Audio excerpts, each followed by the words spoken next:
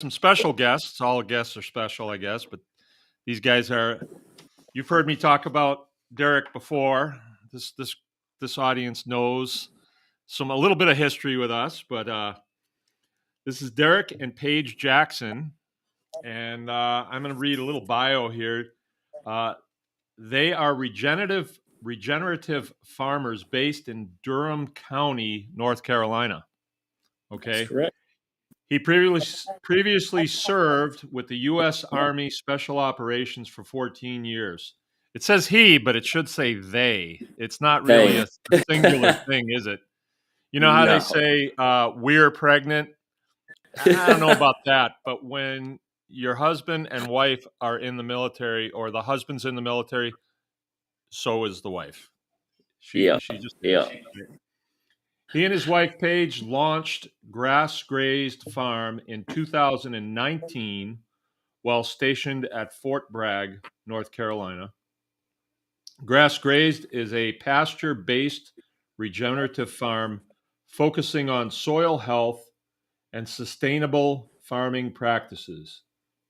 The farm raises pork, chicken, and cattle. They strive to offer transparency from farm to table for their customers. Welcome, Derrick and Paige. Welcome very much. Glad you could make it, and glad we got Hello. our audio straightened out. So, All right. our format here is pretty loose. We can talk about just about anything you want, but I think we only have an hour. So, and Uh-oh. keep in mind that our audience are a lot of them are not homesteaders yet. They're wannabes, Okay. and so it's of great interest when they have new people come along that are actually doing the things. So you've been at it since 2019.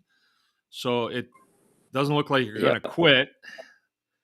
Can you tell us? Can you tell us about your military career a little bit? Let's start with Derrick, and then I want to hear from Oh, Paige sure, too, sure. Paige, because of we're course. leading into why are you doing this? That's where we're going, but I think I understand. Yeah, yeah. So I was I spent 14 years. We were stationed in just about every state on the East Coast. At some point, we spent some time there, either as a family or separate. And like Mark was saying, like you were saying, there's a lot of the time um, we do say, okay, he or she served. However, there were times where Paige would leave and start at the new installation before I even got there because I had to go somewhere else. So she was already going and finding the house and moving in and setting up everything. So she's very much a part of this journey. But yeah, 14 years. I did just about everything from technical related things to special operations is where I finished. I started out doing some. I was very handy at growing up, so when I joined, you should really, if you're gonna do this, you should do something, that you really enjoy doing, and not just do what you think is cool. Because more than likely, what you think is cool is probably not. After you join the military, Yeah. and sure enough, I did. I took his advice, and I got bored doing what I was doing in the beginning, and so I decided to do something a little bit more challenging, something that was different, outside of the box. I was looking for some thrills and excitement. I didn't. A lot of people say, "Oh, I joined to travel." I thought I did, but every place that we went, it was places that we had already been. Like, we got stationed back in the same state that Paige and I met in. So, I mean, I never really got to go anywhere that we had never been before, until later into my career. But yeah, special. I finished off in special operations, so jumping out of airplanes, um, spent a little time in the Middle East, South, or in the Pacific. So in Korea, and then I finished off in South America, where I spent, I guess, the last of my career back and forth to South America. Okay. Okay. Yeah. All right. Well, special operations. Can you explain a little bit about what that means, just so people can get an idea what that means? Like, you were public affairs, weren't you? Civil affairs. Yep. Civil affairs. So Right. civil affairs. Yep. So civil affairs is so special operations and then civil affairs. Special operations is just, so if you take a job that specializes, the military specializes. Special operations is just a mixture of like a bunch of different things, but you just become an expert at a lot of things. So if you say, okay, so for example, a lot of people know the infantry. A lot of special operations were prior infantry guys. And they just want to specialize in their field. They only want, infantry things. So things like, military police type of stuff. They were the gun bunnies. So they were the ones that you would see or you wouldn't see. They would be the ones that would go in before you even knew that anything was going on. So with civil affairs, they realized that, hey, if we're going to send guys to go into these countries and do the specialized work, they kind of need to understand the human domain as well as the civil population. So if you've ever heard like people say, "Oh, we're going to win hearts and minds," that term isn't new. But in the beginning, we were not trying to win hearts and minds. We were just trying to dominate and to defeat. So we realized that when it's time to leave, you can't just leave a place decimated and just completely left, because what that does is it create a vacuum. And if we go to war with someone and we don't have civil affairs, then what happens is once we defeat them, some type of entity, some organization is going to come in and take advantage of that situation. So they would pretty much be the ones that we would have to go back and defeat, or that we would have to go and liberate the country from at some point.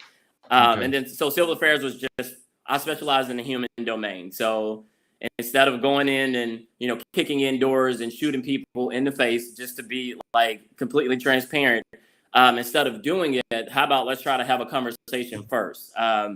We can get to the same, sometimes we can get to the same agenda or to the same place by doing something less aggressive.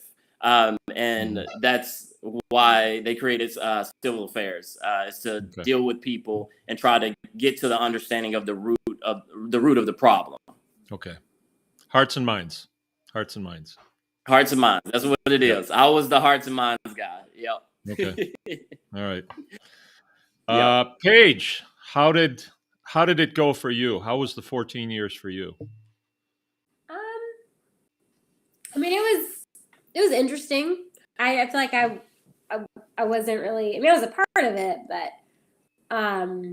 more in the back, like on the back side of things, It was a lot of hustle and bustle with the kids,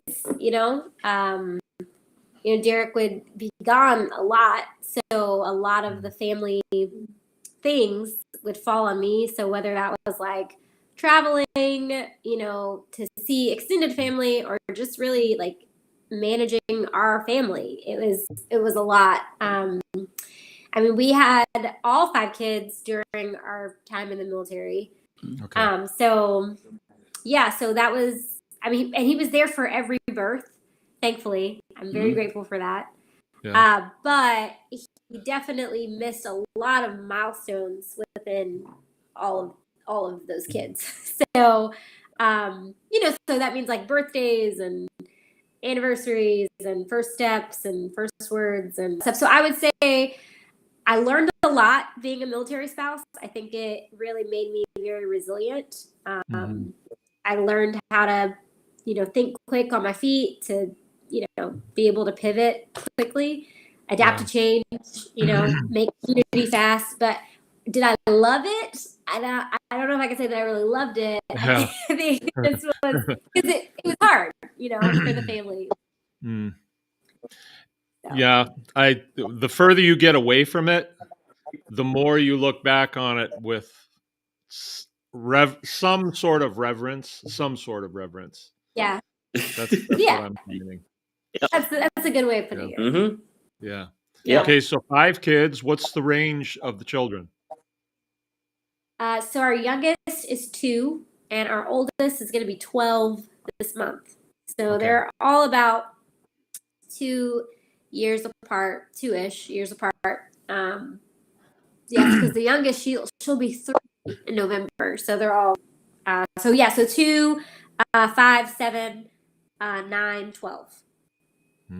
Okay, that sounds about right. See, I've been in this a little bit longer than you have, and so where I go immediately in my mind is hands. Those are workers that are coming along. They really are. And Yeah. Yeah. We've I'm seen them. not kidding. Yep. If you embrace this for what it's worth, Yeah. it's the best thing for those children is to, glean that work ethic from, their parents, working with their parents. And my kids Yeah. have done really well because of it. That's awesome. Yeah. Okay. All Yeah, right. Well, I that's agree. good. I've seen it. I've seen your kids at work, and those hands, they're active. I've seen them for myself. Yeah.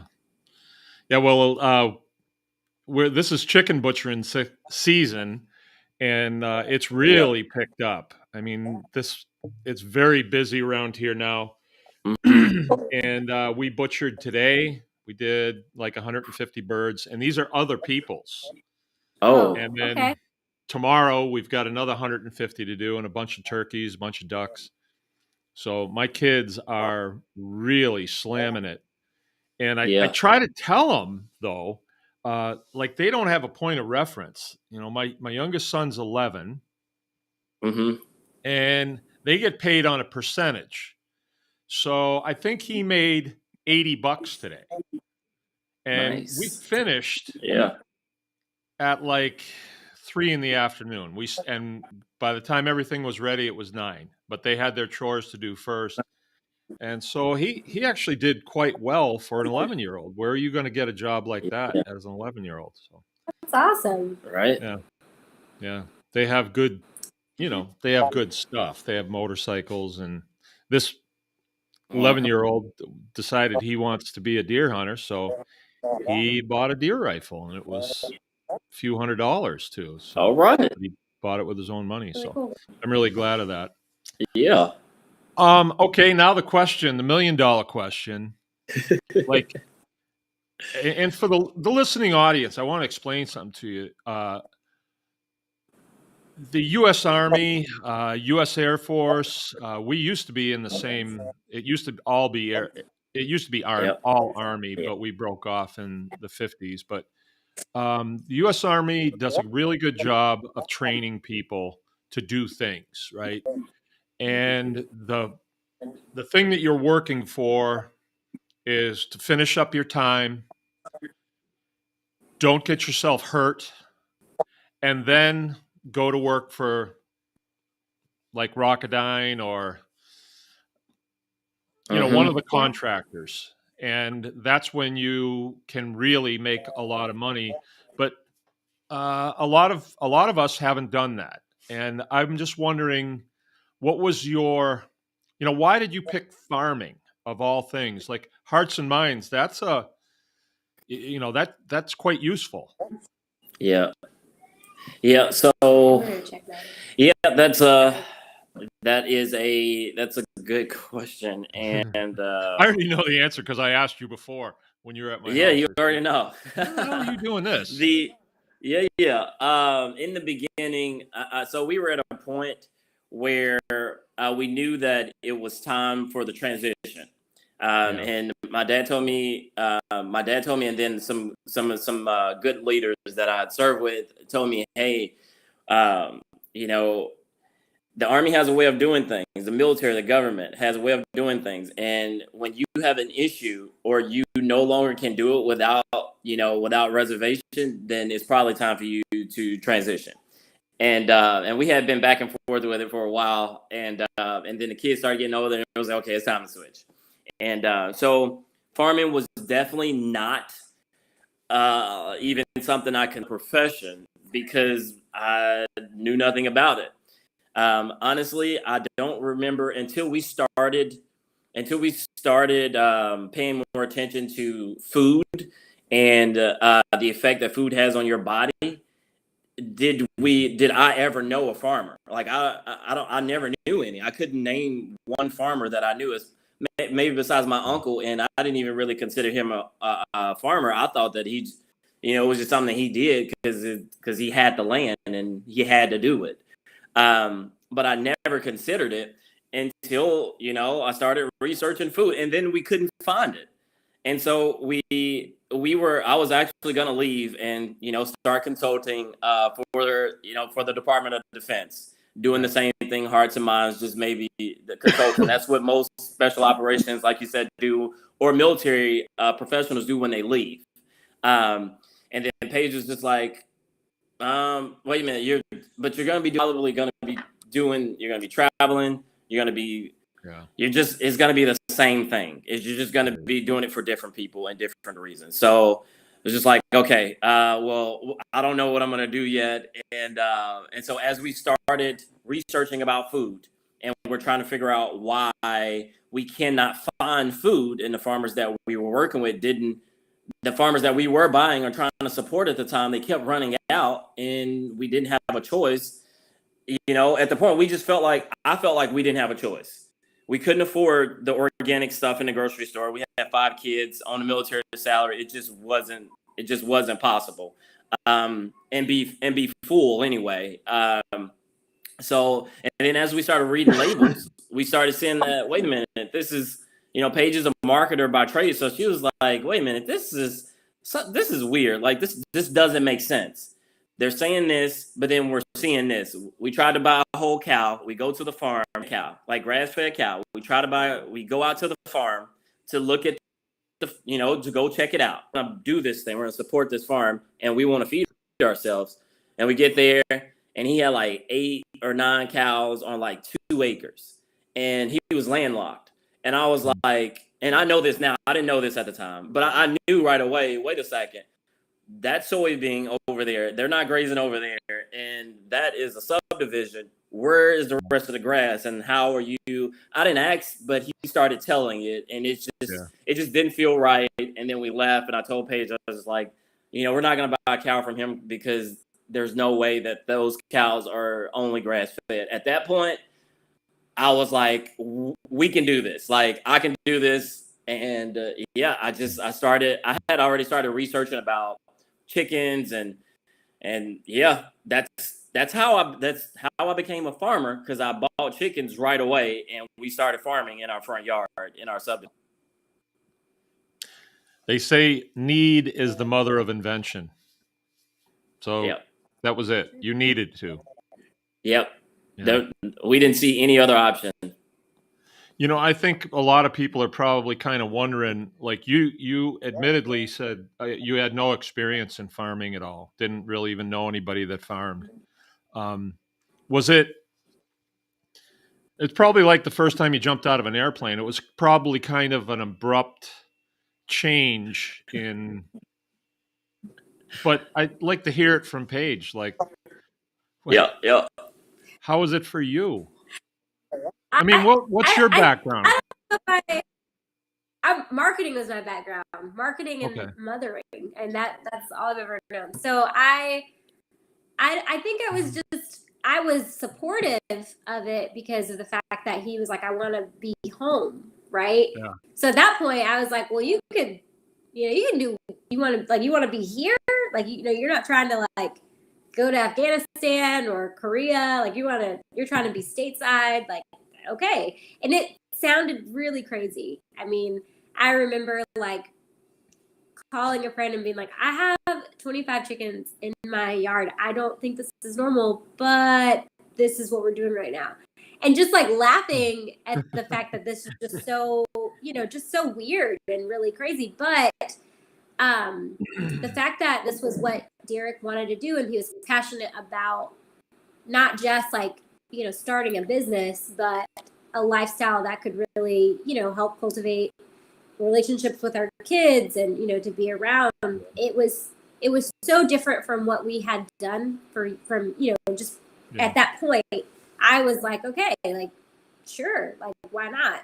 So I didn't really see it as anything that was, like, this is impossible. It was like, no, it goes. And we did. How do you see it? Military is a way of life. Definitely. I mean, everything from the post office to it's all different. How do you see this lifestyle? Positive, negative, good, bad? I think it's very positive. I think that, like you mentioned earlier, Mark, like the work ethic that you'll be able to instill in your kids from this, I think is invaluable. And I would say that I don't think that a lot of people have that anymore. Just because there's a lot of things that I feel like our kids are now competing with. And I would say that living on a farm, we don't really have as many distractions. I mean, and it's not like we like isolate ourselves from the world, like, but our life is just, it's a little different. Where I guess, certain things kids are like, well, we don't buy that. Like we make those things and it's a privilege to be able to do this. And I don't take that for granted, but it's just funny because it's just so different from where we once were. Like even in the transition of food, my almost 12-year-old, we went to like a church camp thing and they had yogurt like for it was like a lock-in and they had like little snacks for breakfast the next day. And on the way home he was like, I really hate to admit it, but your yogurt tastes way better than that yogurt. Like I don't even know why they call that yogurt. And I was like, thank you. So it's like things like that. It's just before my kids would, they were just accustomed to certain things, packaged food, like, like all the things. And I'm not gonna say that we never do that, but it's like now my kids are like, wait a minute, we know where real eggs come from. Like if you try to give my kids powdered eggs, they will laugh in your face and be like, that's not real. I don't even want to touch that. So, I think so many benefits in that. It is hard work, but it's good work. So for that, I see a lot of positives in this lifestyle. If anyone's just thinking about it, there's a lot to gain from it. Yeah, that sounds good. The way you put that sounds really good. Yeah. Did you ever see that that movie?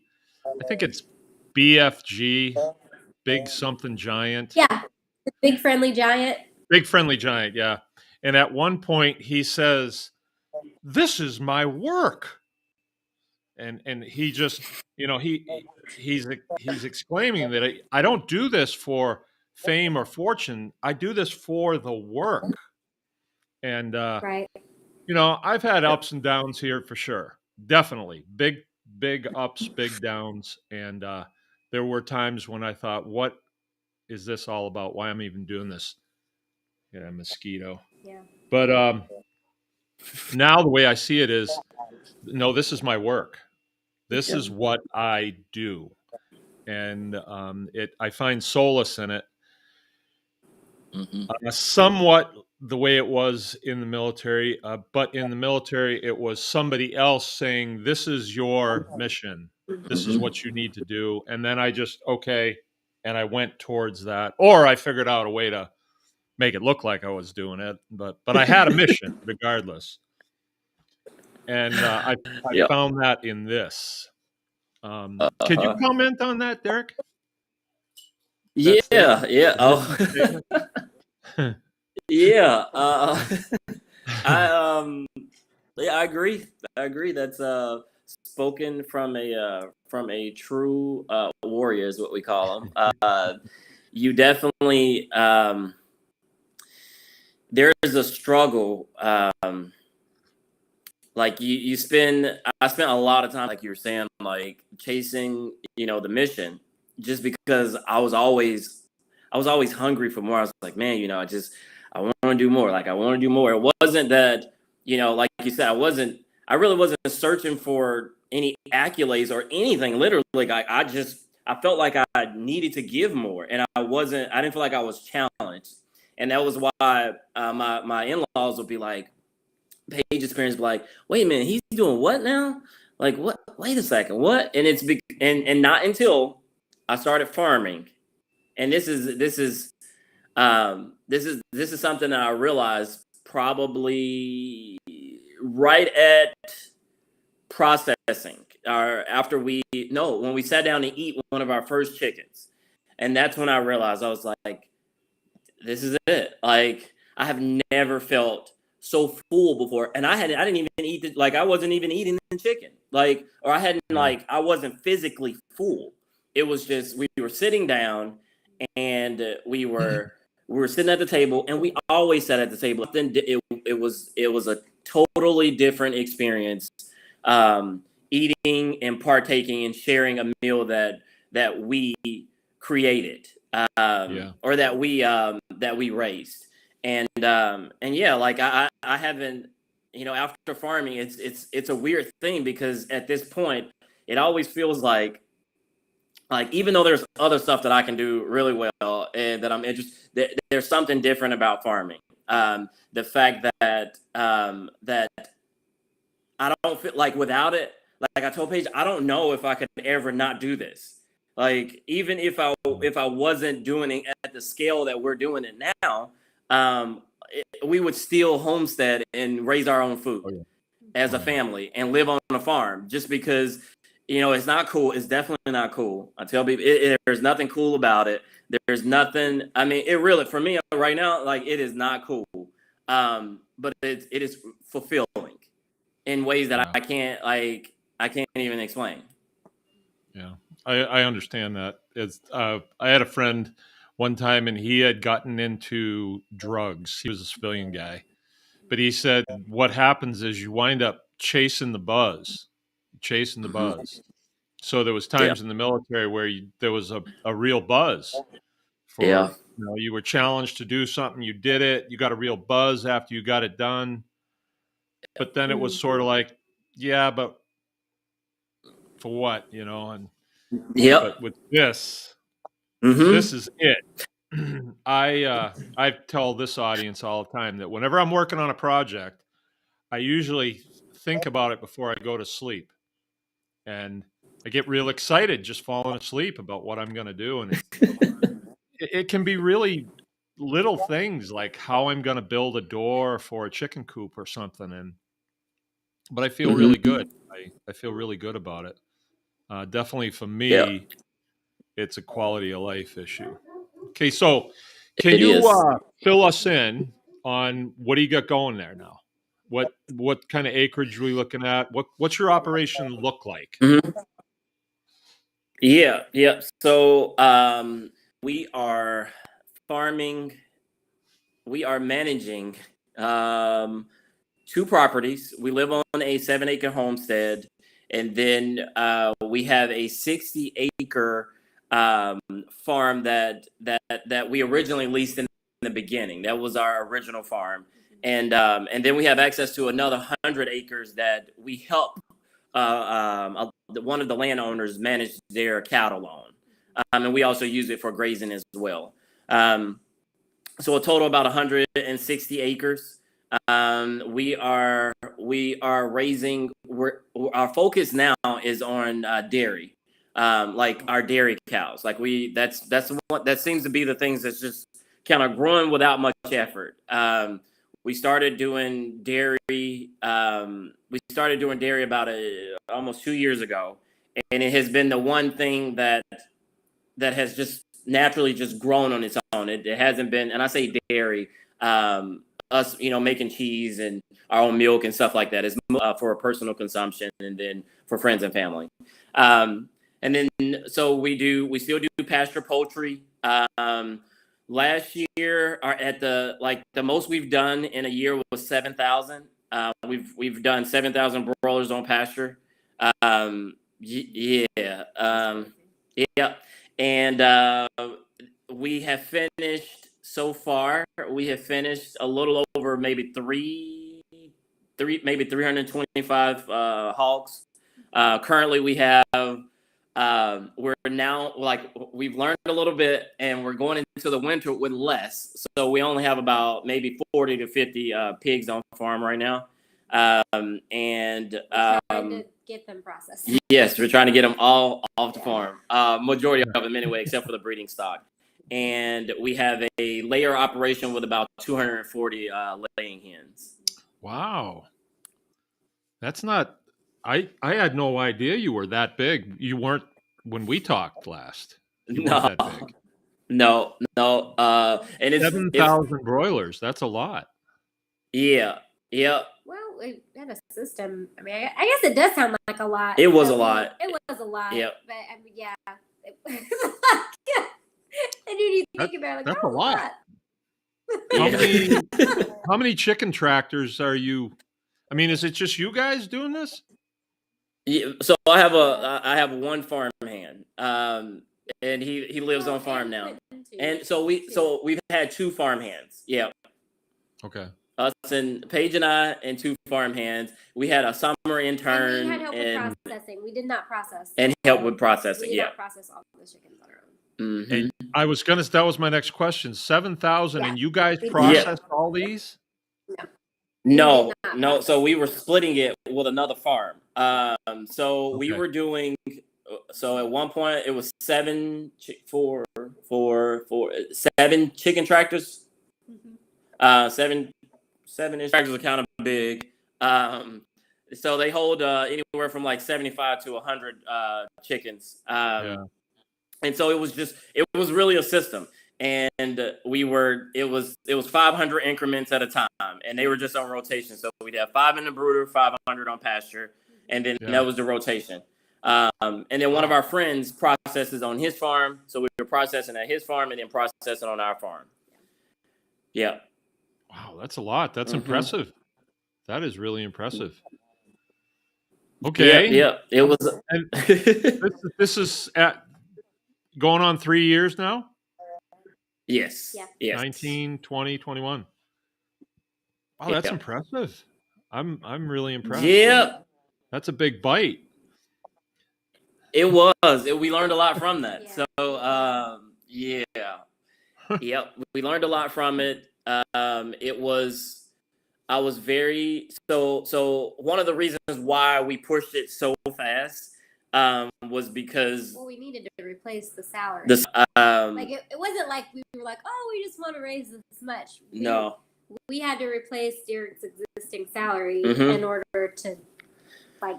Because I left the military with with nothing, with no source of income. The farm needed to replace at least at something of what we were already making in the military, just because we still had. So we left the military at a time where we weren't planning on leaving when we left. We just it was like, Paige it was like, now it's time to go. No more trying to prep for it. Let's go. Now is the time. And because of that, we had 2 mortgages because we had a property. We had our rental property that we had been renting out from being in the military, and then the property that we currently lived in.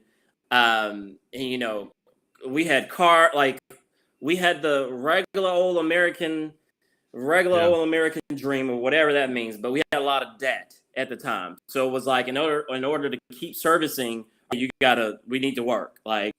We have to work. And so we were running. We hit the ground running, and we kept expanding. Wow. Well, where do you see yourself, 2 years from now?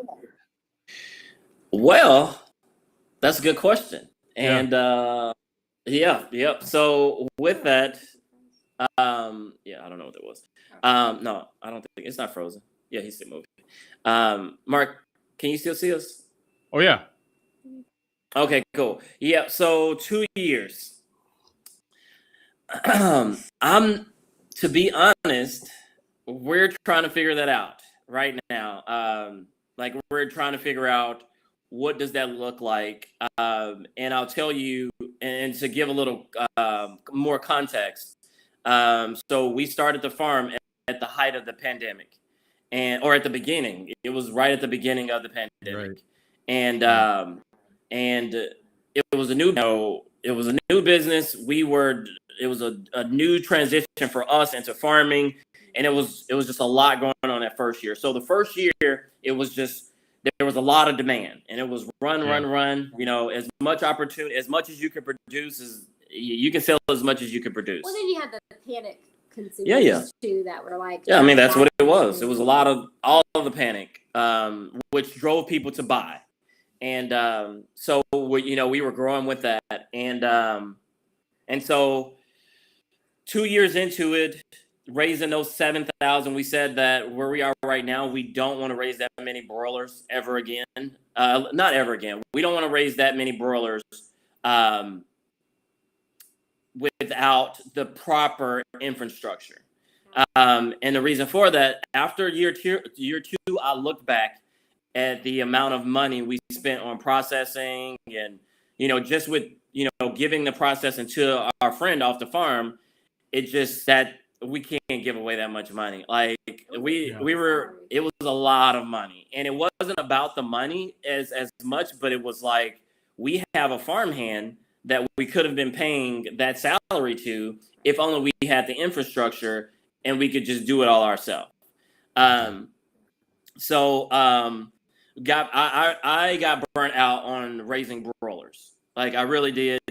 Broilers just it was a lot. It was the 500, the rotation. It was just a lot, and just you got tired of processing. We got tired of the thing that we grew to love, and that the thing that we've that gave me so much joy became an issue, because it was always, okay, something's wrong. Broilers. The hatcheries that we were buying the broilers from weren't coming on time. We were getting them at wrong time. So we would, instead of receiving 500, we would get a week early, which created, like, we don't have anywhere for those to go. So we would have to push the chickens from the broiler, the chicks from the brooder early. So it was always something. And then the issue with the feed, trying to get the feed. And so anyway, I was just like, this is too much. Like, this is not the way that we want to do it. So this year, what we decided to do was, we're going to do the things that we really do enjoy doing, that we have the capacity to do. We're only going to raise what we can process for poultry anyway, what we can process on farm. We're not going to raise any more than that. If we can't process them on farm, we're not going to do it. And that's what we did. We're not raising that many anymore. And then we started, and throughout the time we started developing, hey, we like doing other things. Like the dairy was the thing. Paige, this Paige started, like, I saw that it was enjoyed more than anything else was like having dairy in the house. The most complicated enterprise we have on the farm, I would say, is probably one of our most profitable from the standpoint of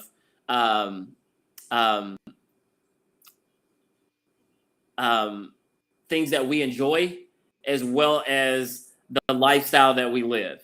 And if you know about raising dairy cows, there's something about a farm that raises dairy cows. They don't go too far from home. They can't. No.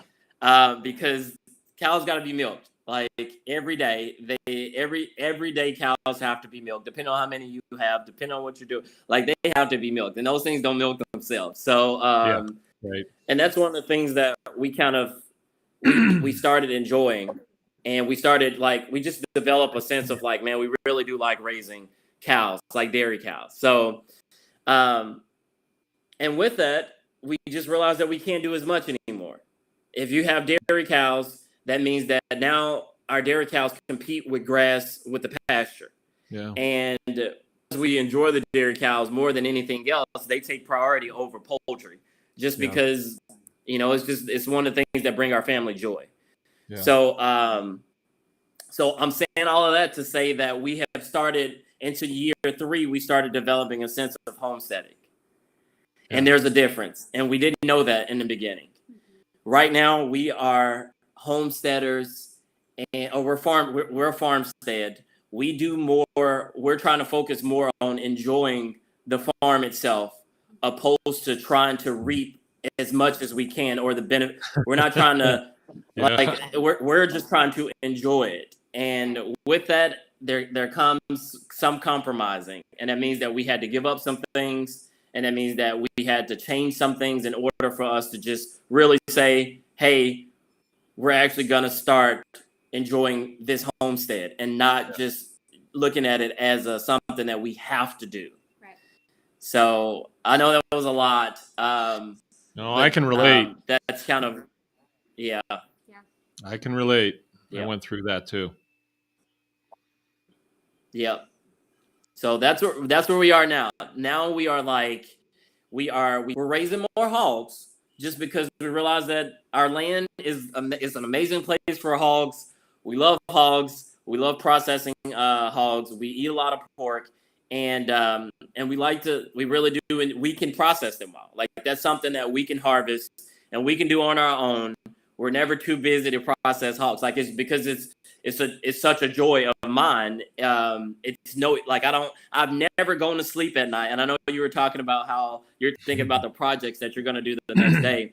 Whenever we process chickens, it was like this cloud over the farm for like the first 3 days. Like, that we're processing chickens on Thursday. On Monday, everybody's just like, oh, we're processing chickens on Thursday. And it's like we're dreading it. But once we get into it, it's not that bad. But we always was just like, okay, let's get in the mood. But with hog processing, man, it's a totally different thing. It's like, we're prepping, we're staging things the night before, or like we're getting ready.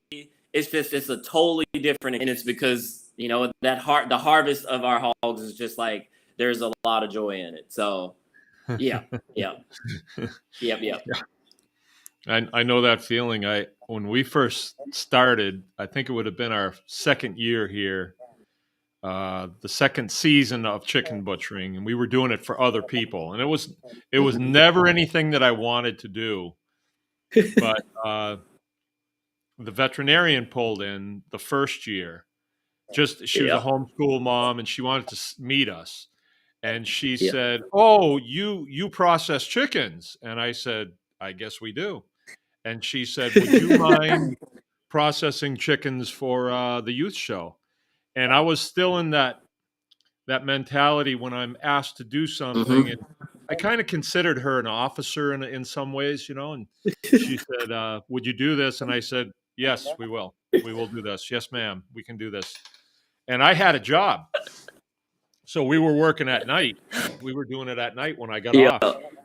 And I still know this guy. Actually, it's Haven DeZoo's dad. He called and wanted 100 chickens done. And I said, "Yeah, we can do it." Sure, we can do it. And I lost sleep that night because it was way more than we'd ever done. And now, there'll be a little bit of chatter at the breakfast table in the morning. "How many chickens we got to do today, Mom?" And if she says 100, the kids are going, "Oh, no problem." We're no worries. 100 chickens, that's nothing. Like every time the trapeze comes in, it's got 10 chickens on it. So we only have to do that 10 times and we're done. So that's piece of cake. But you get better at it with time. So I got to ask you, you're doing your own process, some of your own processing, right? Okay, so like I harp on this audience all the time because I believe that processing, I look at everything that we're in a war, right? This seems everything is war when when you come out of that, it's like everything is you're looking for the choke point. So processing seemed to be the choke point, even It is. Back in Mhm. 04 when I first got out, it was you couldn't always just get animals in to get them processed. So Mhm. I harp on this audience all the time. Can you tell these people, what was the decision making process to finally say, okay, we need Yep. to know how to do this? Yep. Because Yep. we couldn't get appointments. We, I think I would tell these people, all of you people, if you want to start a farm, you need to learn how to process your animals. Period. You Yeah. need to learn how to process every single yeah. creature that you are going to steward on your farm. You need to learn how to do it yourself, because you cannot trust these processors. Okay, you Yeah. cannot trust these processors. They will backlog you. I mean, we've got hogs at a processor right now that we haven't, that we haven't got back yet because, I'm not putting anyone under the bus, but it just is what it's saying. And as small farmers, you will get the shorter end of the stick every time. So in order to ensure that you can do this and you can have the product that you raise in the way that you want it, you need to do it yourself. So you just need to learn how to do it. Paige says she doesn't want to throw anyone under the bus. Mark, it's still a war. It is still a war. And even so, the decision making point was we had at the time, I don't know, maybe like 20, 30 hogs on the farm. Oh, when you went to Mark's? Yeah. And and I had appointments. I had booked appointments, and I did the right way. At least the way they say the right way is. I planned it out. Okay, we're gonna drop this day, this day, this day, this day. This is what we're gonna bring. Okay, thought we had a relationship with the processor, because we wanted to sell at the farmers market because that's what farmers do. That's another story for another day. But we go and I'm dropping them off, and slowly we're having issues with every processor in North Carolina.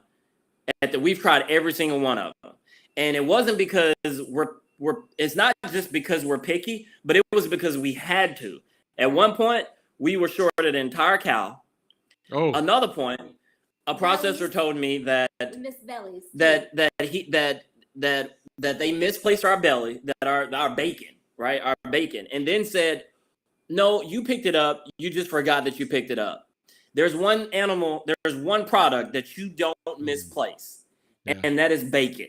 Yeah. We don't misplace that. I may forget to tell you to give me the jowl, or the shank or something, but bacon, we don't misplace that. It's always sold out. And at that point, and this was like one of the better ones, and I was like, man, I'm not bringing my animals here anymore. So we were at and that wasn't the straw. That wasn't the straw, because they were still seeing us. The straw was I get an email that says, "Oh, we know that you've been processing with us for a while.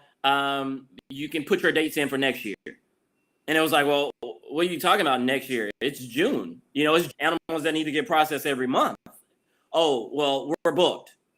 So I had all these hogs on farm. I don't even know if it was at that point, but whatever point that Derrick came down to see you, Mark, that was when that happened. That's when, yeah. Like, we got an email from the processor saying they were all booked up, and it was like, we'll see you next year. Next year. Put your dates in for next year, and we'll let you know. And meanwhile, we have all these. I was like, we need to figure out how to butcher these things ourselves, because this is crazy. Yeah.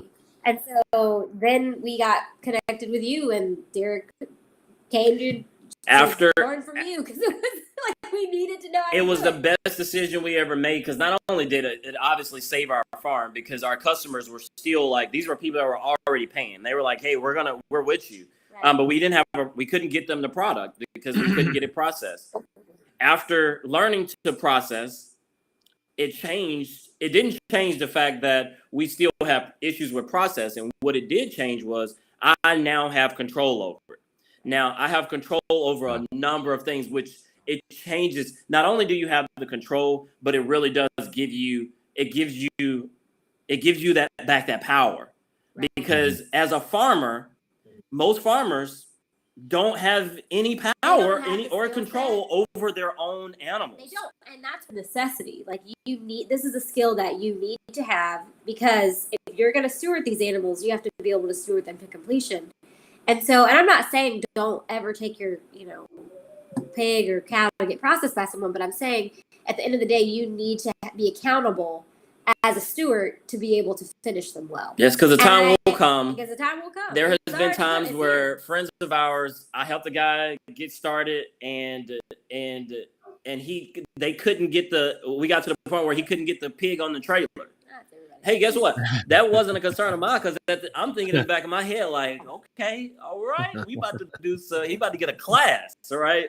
But we were able to get it on there. But I have never from that point, I've never gone to sleep and I ever wondering about how I'm gonna get my hogs processed. Like, I'm not. Yes, I'm irritated with the fact that the guy that we hired, one of the processors that does do some of the processing for us, the fact that they're backlogged, I'm not. I don't feel helpless. I'm not helpless, because my farmhand said, I called him and I was like, hey, the processor is behind 3 weeks, which is really bad, because we have people that have been waiting. And my farmhand says, I guess that means we about to process them. We're probably we're about to get started. So, but yeah. You need to. It's a requirement, in my opinion. Yeah. Hey, so for the audience, 3 weeks. Mm-hmm. What's that? 21 days. That's a lot of feed. And if the animals are ready to go, that's feed that's coming off your bottom line. So what you're saying really is, if you don't have your own butchering capability, you're a victim. You're at the mercy of the processor, and they can jerk you around big time. I know they will. Yes. They will do it. Yeah. Yep. So many times. It's awful. Either they'll get you in, but no, it ain't. Like, that's just the way that they are. And you take your hog there, and majority of them, believe it or not, don't know how to do this. They know how to cut, and they know how to process, but they don't know how to harvest a hog. Like, they really don't know how. They throw away a good percentage of your hard work. Like, you spend, if you spend all this time grazing these animals and putting whatever you're putting, and then only for it to go to a place where they treat it like, some pig that was raised, in a concrete room with crap feed. Like, no. And you don't know if you're getting your hog back or not. So, yeah. I know. That's the very par for the course. A lot of people have that problem. Mm-hmm. So, we're close. We got 6 minutes. We don't like to go too far over. I don't mind. Okay, I've got a couple questions here. Okay. What state? We're in North Carolina. Mm-hmm. Oh, no, we don't actually have any questions. Okay. Is there... Let's see.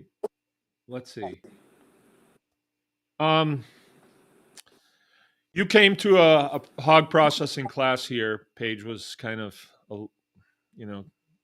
moving that direction. And I've told this.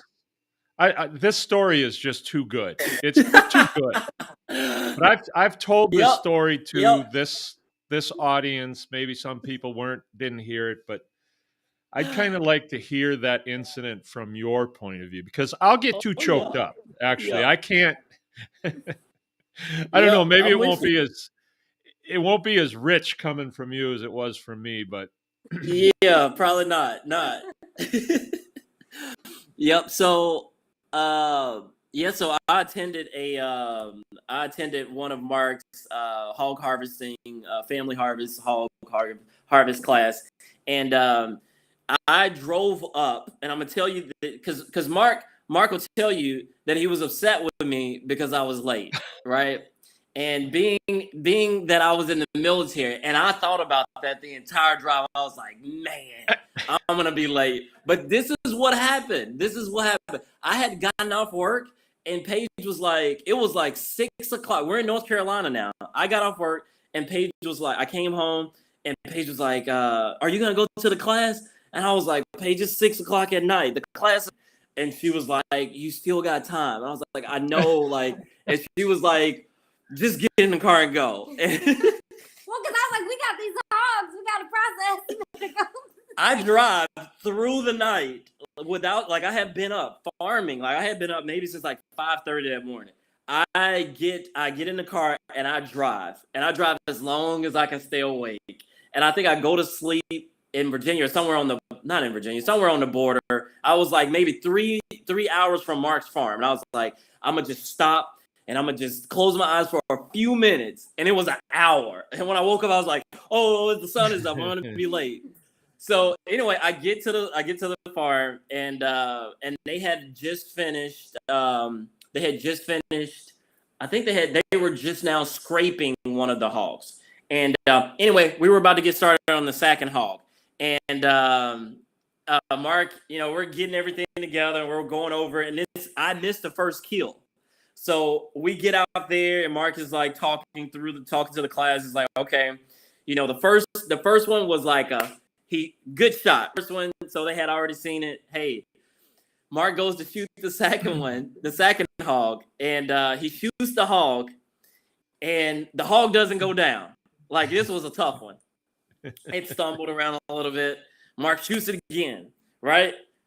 Stumbles around again. I mean, great shots, but this was just a tough one. Mark goes to shoot again, and I think that's when, or maybe a third shot, and he didn't have any more rounds. And I saw it. I saw Mark like looking. I could tell he was upset, right? That he had ran out of rounds, right? Had plenty in the house, but I'm sure I could just see it on his face, like, oh man, what are we gonna do? And we're standing there. And Mark turns and he says, I was thinking, I was like, man, I have a pistol, but I'm not gonna say anything. Mark says, does anyone have a pistol? And I say, I do. Crazy, right? I was like, yeah, I do. And Mark is just like, what? Let me get it. And I give him the pistol, and he shoots the hog. And yeah, so that's the story from there. Derrick definitely added some drama to it. He was like, it was like something from a movie. It was. Handed him the pistol, and he was like, and I didn't really know Mark, but I felt like I knew him when I handed him my pistol. You tell me this. It was. Like, that's how he like told it when he like was telling me over the phone. It was like I knew Mark. Yes, it was. I don't know where it came from, but it's like something that was. I don't know, that we had prepared for this our whole lives, and it happened.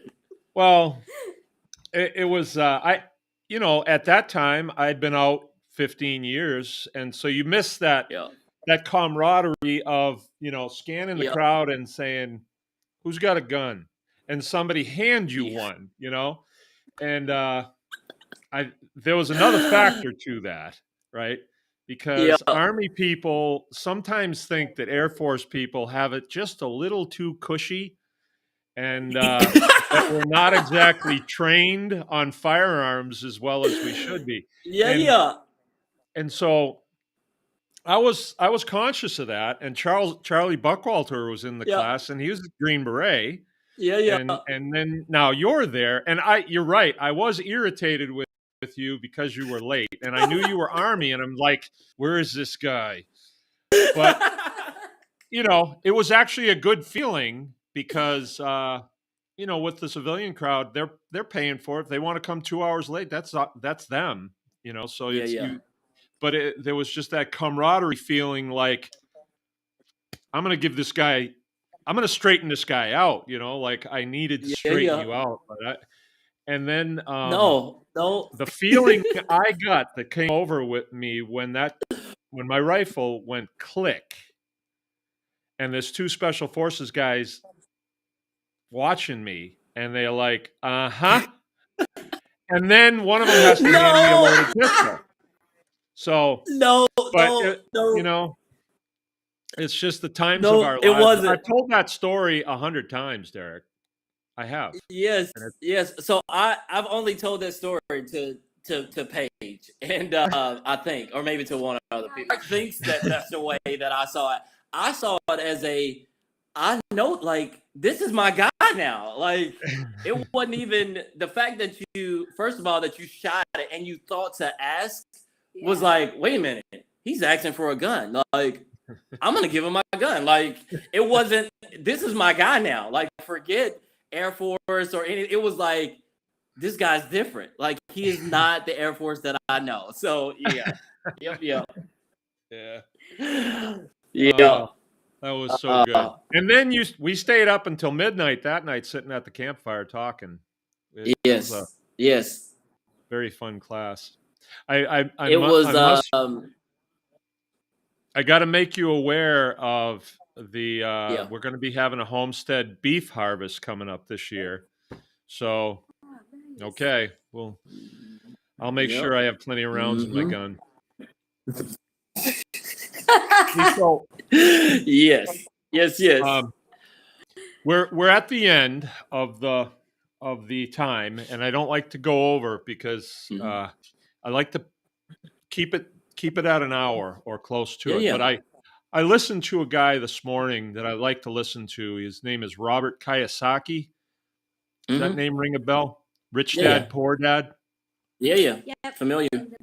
Okay. Yeah. Well, he was doing an interview with a guy. I don't know Patrick's last name. It's Valuetainment is his channel, but he's an 82nd Airborne guy, and he he was in for like 5 years, and he got into real estate, and now he's kind of a motivational speaker. He's sort of like a lot of the motivational, but I like him better. He's an Iranian, and he's got that army edge on him.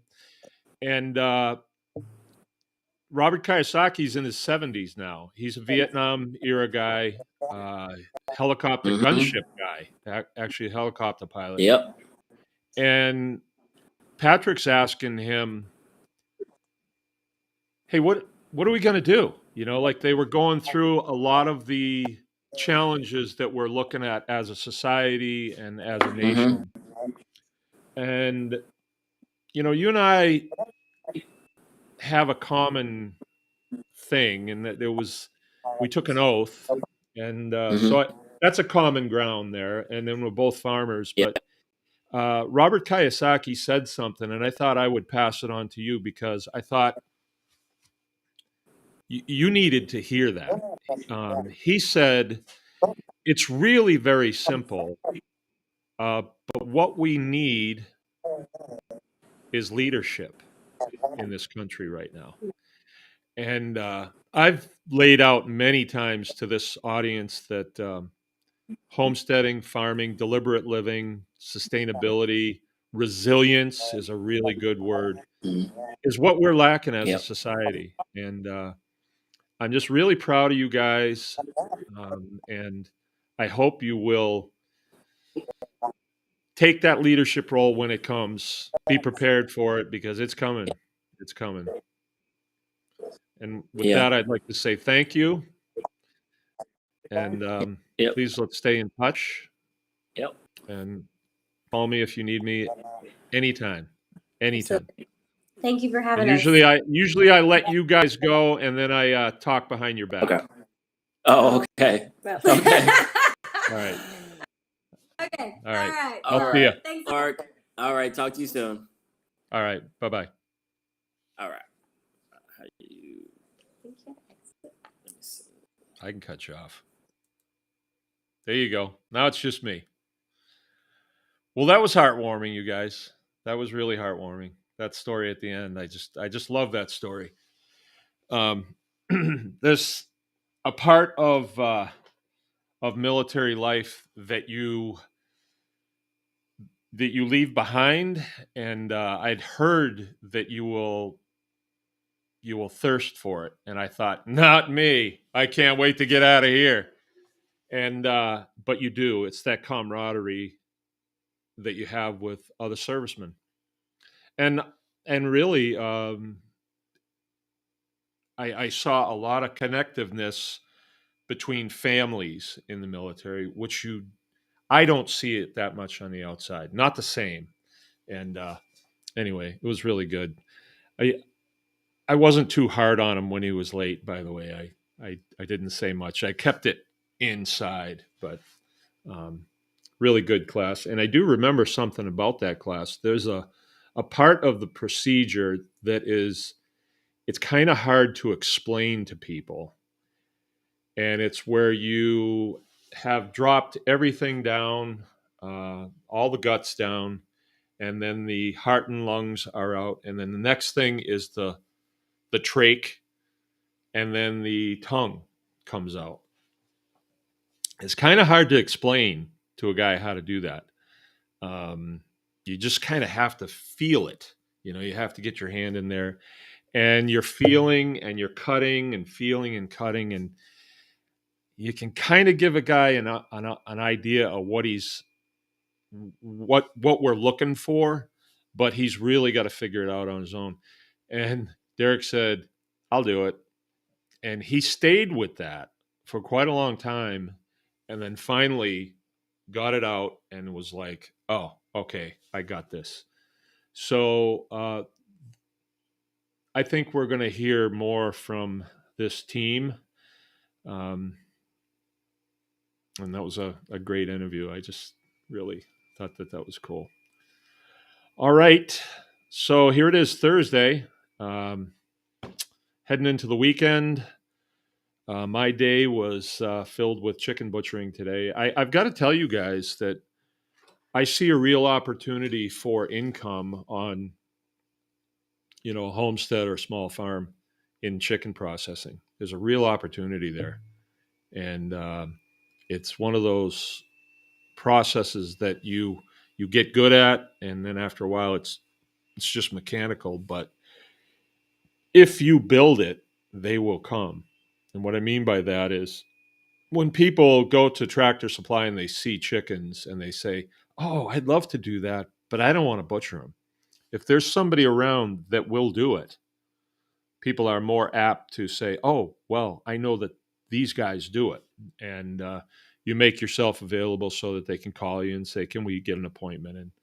And then just do good quality work. And we've found that our chicken processing business has really helped us to connect with the community, because we're doing them for people around here. But this year we've got people coming from like 2 hours away to have their chickens processed, and they're very grateful that we're still doing it. So it's a good little business to get into. For us, it was just 1 day a week, but you cannot beat the income. It's gross, it's messy, but it pays good. It's not like we didn't do gross and messy things when we were in the military. We did a lot of gross, messy things. So that's it. I want to make you guys aware one more time. Our first hog harvest is going to be October 24th and 26th through the 26th. That's coming up. And it was a little bit impromptu, but the November 4th and 6th class is nearly full. So it probably will fill. And so we felt as though we should do another class. If it's a smaller class, that's fine. I don't have a problem with that. 24th through the 26th, that is not a weekend. I think that's why Jill made the decision to do that. It was a command decision on my wife's part, for sure. November 4th through the 6th, that's going to be the first weekend in November. We've got some new facilities going, so it's going to be even improved from last year. And then December 3rd and 4th, we're going to be doing our first real live beef butchering class. Last year, we did a dry, it wasn't exactly a dry run, because we had processed beef 2 weeks prior, and then we just called some of our friends that are local and said, "Would you guys like to help us process a beef?" And so we had 3 families. It was de Klerks, Stumpos, and Miners. I think that was it, that came and helped us with that.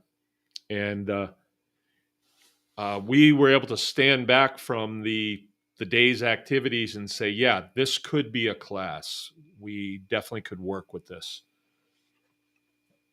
And so we're going to do that.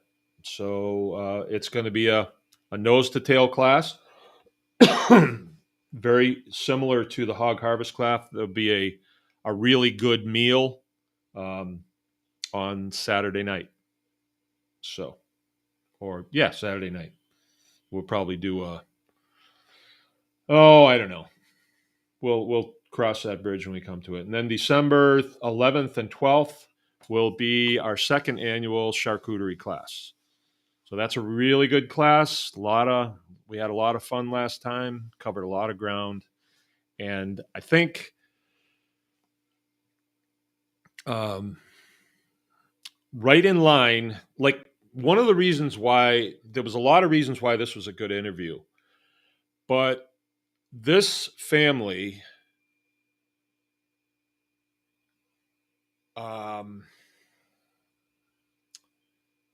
they personify the can-do spirit. Not so much can-do, but do it spirit, right? What's the thing for Nike shoes? Just do it, right? Where does that come from? That comes from Ralph Waldo Emerson, his statement that if you do the thing, you will have the power, right? If you do the thing, you'll have the power. Jump out of an airplane, you get these wings, right? Don't jump out of an airplane. Don't even talk about jumping out of airplanes, right? Do the thing, you will have the power, right? So that was kind of a neat exchange. It sounds like Derrick was kind of saying, I'm a little tired to go to that class. It's a long drive. And Paige is like, you got time to make it. I'll put gas in the car. I'll pack you a lunch, buddy. Here's that pistol you need. Yeah, sounds like these are doers, and that's a good leadership trait. You're looking at somebody and you're saying you need to do this.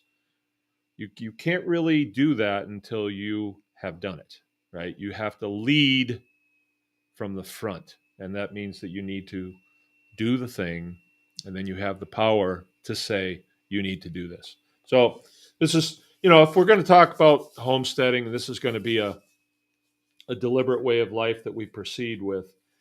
Do the thing, get the training, get right out there in front. And I'm pretty sure that leadership is going to be something that we're going to have to fill the gaps in for. So I'm going to get going. I've put in a pretty long day of work today after we get done with chickens. I am building a new chicken house, and I got the door finished up. I did some trim work, and I got all the perches made. 5 perches. So I had to go to the swamp and cut some cedar to get in there. And then I got my little trap door. I'll show you guys in a video one of these days. I got a little trap door that I can close from the inside to keep them out. But I've kindled a new interest in keeping chickens. Really, chickens are great. I had hard-boiled eggs for breakfast this morning. Chickens are great. All right, I'm going to get going. Get after it. Anyone can